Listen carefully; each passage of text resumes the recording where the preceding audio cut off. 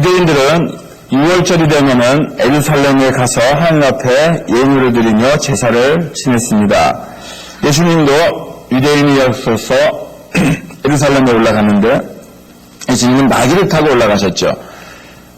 어린 나귀를 타고 올라갔습니다. 선지자가 예언한 대로 메시아의 모습으로 왔습니다.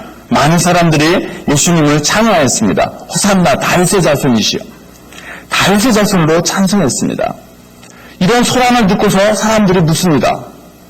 너는 누구냐? 그때 무리들이 이렇게 말합니다. 갈릴리 나사렛에서 나온 선지자 예수라. 예수님은 메시아로서 예루살렘에 올라가는데 많은 사람들은 다윗의 자손으로 예수님을 찬송하는데 어떤 사람들은 그냥 선지자 중에 한 분으로 이해하고 있었다는 것입니다. 여러분들은 지금 고난주간 특별 새벽기도에 나오셨습니다. 첫날입니다. 왜 나오셨습니까? 정말 예수님 만나기 위해서 나오셨습니까? 성전에서 예배하기 위해서 나오셨습니까? 어떤 사람은 그냥 나오라니까 나왔지. 예수님? 나 잘 몰라. 그 원래 목사님 믿는 예수님 아니야? 담임 목사님 섬기는 예수님 아니야? 뭐 다른 사람들이 주님이 나가는 그분 아니야? 난 잘 몰라. 혹시 이렇게 나오시지는 않았습니까? 그런 분들에게는 아마 하나님께서 부어주시는 은혜가 없을 것입니다. 하나님 만나는 기회가 아마 없을 것입니다. 그렇지만 정말 예수님을 다윗의 자손으로 하나님의 아들로 정말 메시아로 이렇게 믿고 나왔다면 이제 그 밭은 이미 준비되어 있는 밭입니다. 옥토와 같은 마음밭으로 이제 준비가 되어 있을 것입니다. 찬양할 때 주님께서 그 마음에 은혜를 부어주실 것입니다. 기도할 때 주님께서 그 음성을 들으시고 응답해 주실 것입니다. 간구하는 모든 기도의 제목들 하나님이 다 하시고 응답해 주실 것입니다. 들어가도 복을 받고 나가도 복을 받는 형통의 복이 있을 줄로 믿습니다. 그런데 예수님께서 성전에 들어가셨는데 시끌벅적합니다. 뭐 비둘기 푸드덕거리는 소리, 뭐 돈 바꾸는 소리, 시끄럽습니다. 예수님께서 화가 나셨습니다. 가죽으로 채찍을 만드셔서 상을 다 엎으시고 채찍질 하시면서 다 내쫓았습니다. 또 다시 들어오려고 하는 사람들, 이렇게 판매할 물건들 가지고 오는 사람들은 다 내쫓아버렸습니다. 들어오지도 못하게 하셨습니다. 제사장들이 그것을 보고서 예수님을 죽이려고 했습니다. 죄는 어떻습니까? 죄를 가지고서는 하나님 앞에 나와도 소용없습니다. 하나님은 그를 만나주지 않습니다. 왜 그렇습니까? 하나님은 거룩하시기 때문에 그렇습니다. 하나님이 은혜를 베풀어 주시려고 하는데 어떤 사람에게 은혜를 베풀어 주십니까? 빈 마음에 은혜를 베풀어 주십니다. 하나님은 옥토와 같은 마음밭에 씨를 뿌려주시고 30배, 60배, 100배의 열매를 맺게 해주십니다. 근데 지금 여러분들 마음을 한번 점검해 보십시오. 세상의 근심 걱정으로 가득 차 있습니까? 아니면 강팍해진 마음을 가지고 있습니까? 어떤 마음으로 이곳에 나왔습니까? 정말 은혜를 사모하는 마음으로 나왔습니까? 내가 하나님 만나야 내가 살 수 있습니다. 내 영혼을 구원받을 수 있습니다 하는 그 간절함으로 나왔습니까? 하나님을 만나야 구원함을 얻을 수 있습니다. 하나님 없어도 나는 잘 살고 있는데 정말 그렇습니까? 하나님 없이도 잘 살 수 있습니까? 그 마음에 진정한 평화가 있습니까? 기쁨이 있습니까? 하나님 외에 의지할 자가 없는 줄로 믿습니다. 요한복음 4장 23절에 주님 말씀하셨습니다. 아버지께 참으로 예배하는 자들은 신령과 진정으로 예배할 때가 오나니 곧 이때라. 아버지께서는 이렇게 자기에게 예배하는 자들을 찾으시느니라 하셨습니다. 그런데 예배 자리에 앉는 자가 예배하는 자리에 앉았다고 해서 다 보호받는 것이 아니라는 것입니다. 어떤 사람은 성전에 왔습니다. 예배하러 오는 사람이 있는가 하면 어떤 사람은 장사하러 오는 사람들도 있더라는 것입니다. 그런 장사하는 사람들에게는 하나님께서 은혜를 베풀어 주시지 않습니다. 여호와의 손이 짧아 구원하지 못하심도 아니요 귀가 둔하여 듣지 못하심도 아니라 오직 너희 죄악이 너희와 너희 하나님 사이를 갈라놓았고 너희 죄가 그의 얼굴을 가리워서 너희에게서 듣지 않으시게 함이니라. 이는 너희 손이 피해 너의 손가락이 죄악에 더러워졌으며 너의 입술은 거짓을 말하며 너의 혀는 악독을 내미라. 이사야서 59장 1절부터 3절의 말씀입니다.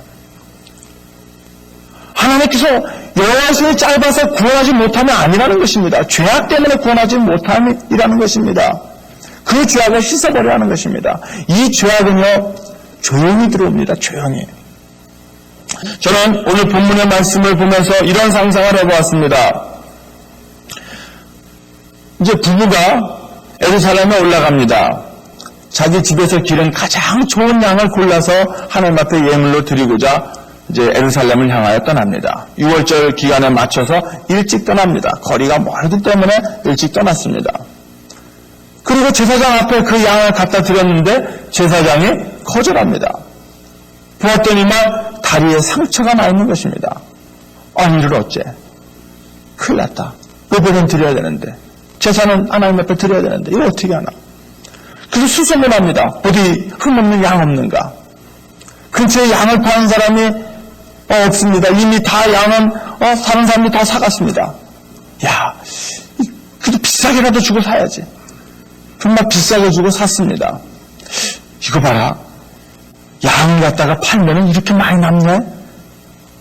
한 마리, 6월절 기간에는 한 마리가 2마리 값이 되었네? 야, 여기 가면 장사를 해봐야 되겠다. 그리고서 다음에는 양 좋은 것들을 미리 구해놓고 흠없는 거 잘 구별해가지고서 장사하는 사람, 그러니까 하나님 앞에 예배드리러 가는 사람, 전에 자기가 그랬던 것처럼 미처 준비하지 못했거나 또 준비하긴 했는데 양에게 흠이 생겼다는 이런 사람들에게 양을 판매합니다. 자기가 판매하기 시작하니까 또 다른 사람의 장사꾼이 또 생겼습니다. 이러면 안 되는데 내가 더 많은 이익을 남겨야 되는데 저 사람 이익을 내 이익을 나눠가면 안 되는데 어떻게 좋은 방법 없나? 성전 입구에서 팔아야 되겠다. 성전 입구에서 장사를 합니다. 근데 성전 입구에도 또 다른 장사꾼들이 또 모여있어요. 어떻게 좋은 방법 없을까? 성전 안에서 장사하면 안 될까? 그리고서 제사장에게 뇌물을 줍니다. 양 한 마리 값을 줍니다. 그리고도 남는 게 많습니다. 자기만 그럽니까? 다른 사람들 성전 안에 들어옵니다. 이보시오. 여기는 내 자리요. 내가 제사장에게 허락받은 나는 이곳에도 장사하게 되었어. 당신은 왜 여기서 장사하오? 나도 제사장에게 허락받았어요. 제사장이 가서 따질 수도 없고 이거. 왜 나만 허락해주지? 왜 다른 사람도 허락해주었나?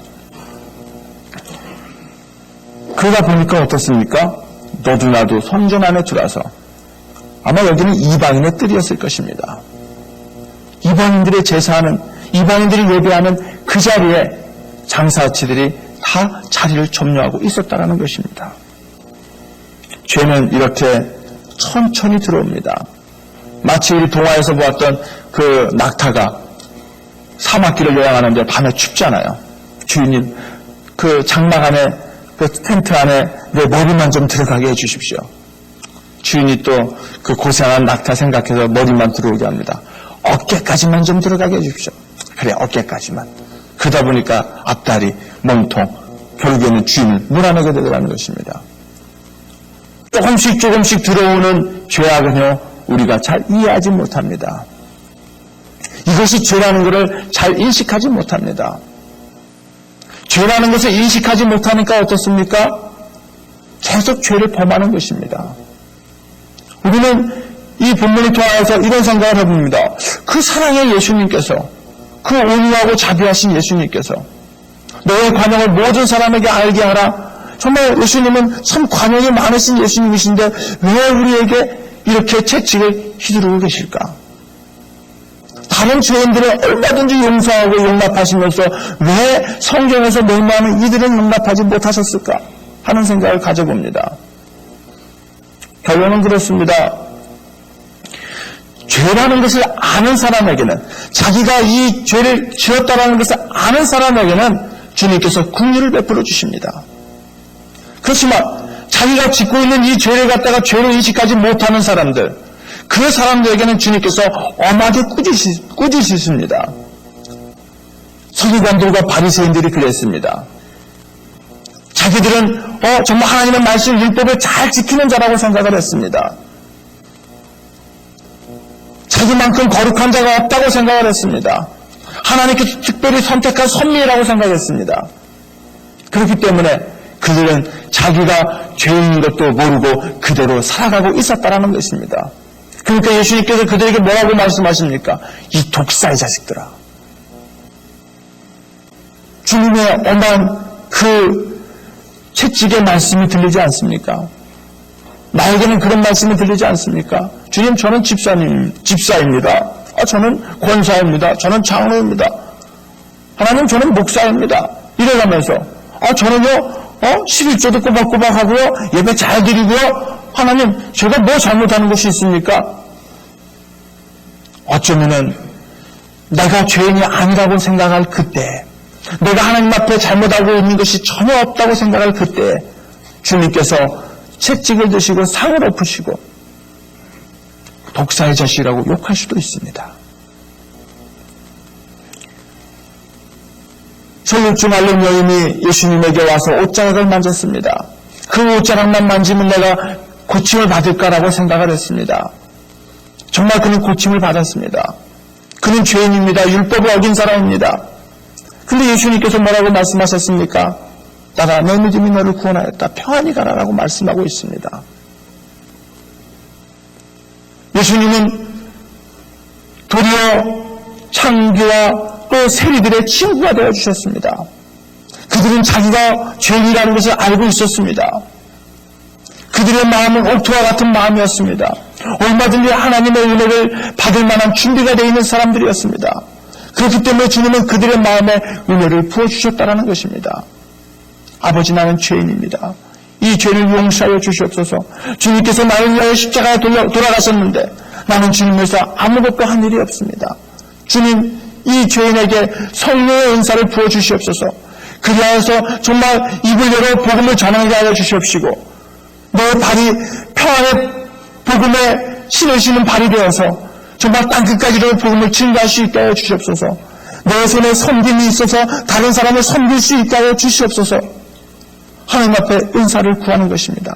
그러면 하나님께서 우리에게 은혜를 베풀어 주실 것입니다. 그것도 한없는 은혜를 베풀어 주실 것입니다. 거저주는 은혜를 베풀어 주실 것입니다. 그런데 교만하여서 주의 그 채찍의 음성을 듣지 않는다면 우리는 멸망하고 말 것입니다. 오늘 말씀의 제목이 정결케 하소서입니다. 여러분, 우리의 마음에 혹시 죄가 있습니까? 내가 하는 이 일이 정말 하나님 보시기에 아름다운 일입니까? 아마 저들 소를 팔고 양을 팔고 비둘기를 팔고 동전을 바꿔주는 그 사람들이 어쩌면 자기는 하나님을 위해서 일한다고 착각하고 있었을 것입니다. 성전을 더럽혀도 성전을 더럽힌다고 생각하지 않았을 것입니다. 똥냄새로 막 푸드덕거리는 소리로 그 염소와 그 양들의 울음소리로 성전을 더럽혀도 그것이 죄라고 생각하지 못했을 것입니다. 주님은 그들에게 채찍을 드셨습니다. 거기라도 내 마음에 이런 더러운 냄새나는 시끄러운 분주하고 번잡한 그러한 마음들이 있다면 주님, 나에게 채찍을 휘둘러 주시옵소서. 그것이 주님의 사랑임을 깨닫게 하여 주시옵소서. 기도하는 은사가 있었으면 좋겠습니다. 주님은요, 자식에게 채찍을 듭니다. 우리가 정말 죄인이어서 구원받을 수 없겠다 싶으면은 아예 하나님께서 내버려 두십니다. 그래, 네 마음대로 한번 살아봐라 하고 그냥 방치해 두십니다. 그것이 가장 큰 형벌이라는 것을 우리는 압니다. 우리가 잘못하고 있을 때, 우리가 범죄하고 있을 때 주님께서 우리의 잘못을 깨우쳐 주시면 하나님께서 아직도 나를 버리지 아니하시는구나. 하나님께서 나를 아직도 사랑하고 계시는구나. 나 같은 죄인을 우리 주님께서 버리지 아니하시는구나. 이런 죄인을 위해서 하나님께서 정말 예수 그리스도를 이 땅에 보내주셨고 그 예수님이 이 같은 죄인을 위하여서 십자가 달려 돌아가셨구나. 주님이 예루살렘에 올라오신 것은요, 십자가를 지시기 위해서 올라오신 것입니다. 죄를 용서해 주시기 위해서 올라오신 것입니다. 그 죄를 용서해 주셔야 되겠는데 자기의 죄도 깨닫지 못하는 사람에게 어떻게 죄의 용서를 선포할 수 있겠느냐는 것입니다. 자기가 죄인인 것도 알지 못하는 사람을 위해서 십자가에 달려봐야 아무 의미가 없다는 것입니다. 저는 정말 그렇게 생각했었습니다. 예수님 믿기 전에는 나 같은 나같이 착한 사람이 어디 있어? 이렇게 생각했었습니다. 모르는 사람이 나만 같으면 경찰도 필요 없고 판사도 필요 없고 감옥도 필요 없고 세상은 천국이 될까? 이렇게 생각했습니다.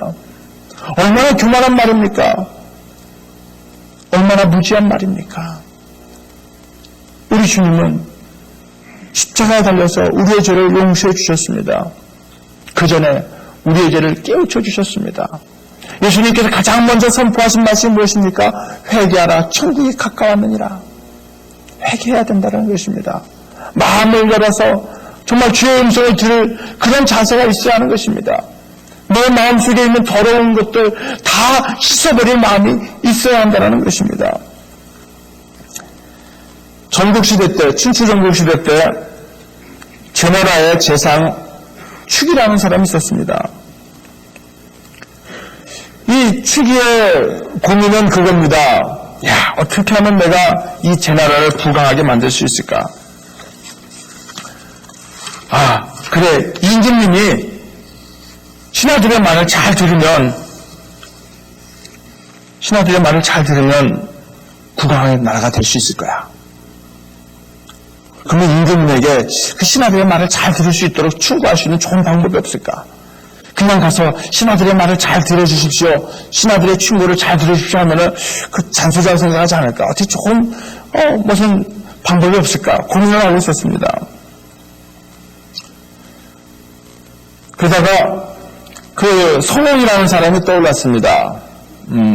제나라 북쪽에 사는 사람인데 그 인물이 준수하고 잘생겨가지고 그 제나라의 송이라는 사람입니다. 그래서 자기 부인에게 물어봤습니다. 여보, 서공이 잘생겼어? 너가 잘생겼어? 거울을 보면서, 자기 얼굴을 보면서. 그러니까 부인이 뭐라고 했겠습니까? 아, 당신이 더 잘생겼지요? 그런가? 자기 처에게 또 물어봤습니다. 내가 잘생겼나? 서공이 잘생겼나? 아, 서방님이 더 잘생기셨죠? 그런가? 또 이번에는 그 집에 찾아온 손님에게 물었습니다. 이보시오, 혹시 서공 아시죠? 아, 알죠. 그 잘생긴 사람 알죠? 그 서공이 잘생겼습니까? 아니면 제가 잘생겼습니까? 아, 재상님이 훨씬 잘생기셨죠. 아, 그렇습니까? 그러다가 서공을 진짜 만났어요. 보니까 진짜 잘생겼는 거예요. 거울을 다시 봐도 나는 서공에 비하면 못생겼는 거예요. 그때 깨달은 것이 있습니다. 자기 부인이 자기를 갖다가 잘생겼다고 이야기하는 것은 자기를 사랑해서 하는 말이었고, 첩이 자기가 더 잘생겼다고 얘기하는 것은 아부하는 말이었고, 또 손님이 자기를 잘생겼다는 것은 자기를 두려워해서, 재상이니까 두려워서 하는 말이었구나. 그렇다면 충고가 안 되지 않겠는가. 그래서 그 말을, 자기가 겪었던 이 이야기를 그 제왕에게 이야기를 했습니다. 그랬더니 제왕이 깨닫는 바가 있었습니다. 그렇구나. 그래서 이 제왕은 선포를 했습니다. 누구든지 나에게 충고하는 자에게는 큰 상을 내리겠다. 내게 직접 충고하는 사람에게는 1등 상을 내릴 것이고, 글이 써서 나에게 충고하는 사람은 2등상을 내릴 것이고, 또 많은 사람들 앞에서 나를 충고하는 사람은 3등상을 내리겠다. 그 외에도 어떤 방법이든지 나를 충고하는 사람에게는 내가 큰 상을 내리겠다. 정말 제왕은 겸손한 사람이 되었습니다. 그 충고를 다 받아들였습니다. 수용할 건 다 수용했습니다. 그래서 저 나라가 아주 부강한 나라가 되었다는 것입니다. 욥기서 22장 29절에 보니까 이런 말씀이 있습니다. 사람들이 너를 낮추거든 너는 교만하였나라고 말하라. 하나님은 겸손한 자를 구원하시리라. 다시 한번 읽어드립니다. 사람들이 너를 낮추거든 너는 교만하였나라고 말하라. 하나님은 겸손한 자를 구원하시리라. 겸손한 자 되기 바랍니다. 하나님 앞에 자신을 낮추시기 바랍니다. 왜 예수님께서 성전을 깨끗하게 하셨습니까? 왜 성전에서 맹모하는 자들을 다 내어 쫓으셨습니까? 왜 예수님께서 채찍을 들으셨습니까? 고린도서 3장 17절에 이렇게 말씀하고 있습니다. 누구든지 하나님의 성전을 더럽히면 하나님이 그 사람을 멸하시리라. 하나님의 성전은 거룩하니 너희도 그러하리라. 예수님은 그 성전에 대한 사랑이 있었습니다. 예배의 소중함을 주님은 알고 있었습니다. 예배가 얼마나 중요한지 주님 알고 있었습니다. 그래서 하나님을 너무너무 사랑하기 때문에 그뿐만이 아니라 그곳에서 예배드리는 사람을 너무너무 사랑하기 때문에 저들의 죄악을 그대로 방치해둘 수 없었던 것입니다. 그래서 저들을 다 내어쫓으시고 성전을 깨끗하게 하셨던 것입니다. 성전을 깨끗하게 하신 그 예수님은 우리의 죄를 깨끗하게 하실 줄로 믿습니다. 우리를 정결케 하여 주실 줄 믿습니다. 우리의 죄가 어떤 죄를 저질렀지라도, 우리의 죄가 주홍같이 붉을지라도, 무엇보다도 더 검을지라도 우리 주님은 양털같이 희게 하여 주실 줄로 믿습니다. 그래서 우리 하나님께서 부어주시는 그 은혜, 하나님이 만나주시는 그 은혜, 하나님의 축복을 다 받아 누릴 수 있도록, 하나님의 자녀되는 그 권세를 다 받아 누릴 수 있도록 하나님께서 복 내려주실 줄로 믿습니다. 이 시간에 잠시 기도했으면 좋겠습니다. 정말로 우리 주님께서 우리의 마음에 더러운 것을 다 씻어주시기를 원합니다. 하나님, 나는 죄인입니다. 이 죄를 주님께서 다 씻어주시 아니하시고는 내가 온전히 예배할 수 없습니다. 내가 하나님 만날 수 없습니다. 그래서 하나님께서 부어주시는 그 은혜들을 다 받아 누릴 수가 없사온데 하나님, 나를 불쌍히 여겨주시옵시고 참으로 나의 모든 더러운 것들을 씻어주시옵시고 참으로 하나님께서 주시는 그 은혜를 받아서 하나님의 나라를 위하여서 일할 수 있게 해달라고 이 시간 간절히 기도하시옵소서.